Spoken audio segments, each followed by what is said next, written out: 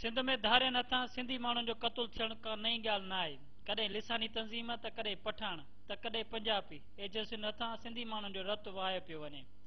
अहिड़ो ई हिकु गबरू नौजवान खे पंहिंजी रोज़ी कमाइण लाइ वियल ॻोठ ख़लीफ़ो मोहम्मद सिद्दीक़ मंगणे जो रहवासी प्यास अली मंगणे जो के पठाणनि जी हिकु तंज़ीम ANP जी दहशतगर्दनि उन करे क़तल कयो त ही नौजवान गारमेंट्स फैक्ट्रीअ मां रोज़ी कमाए पंहिंजी पोड़ी अमल ऐं 1 साल अॻु शादी कयल घर वारे जे हथ ते रखे उन जी पेट जी बुख ख़तमु कंदो। लेकिन दहशतगर्दनि खेसि कैंटीन अॻियां ताड़ में वेठलनि खेसि गोलियुनि जी बुख बणाए छॾियो।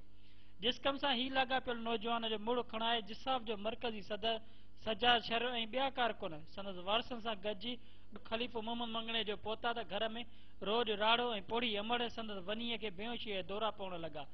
हिन जो मुड़ जॾहिं अतर अंबुरनि सां सिंगारे जिस्कम जे कुहाड़ीअ वारे झंडे में वेड़े जनाज़े निमाज़ लाइ आंदो वियो। जनाज़े निमाज़ खां पोइ खेसि GSN जो क़ौमी तरानो ॻाए सलामी पेश कई ऐं लहद में लाथो वियो। खेसि दफ़नाइण वक़्तु हर हक़ हाली हुई।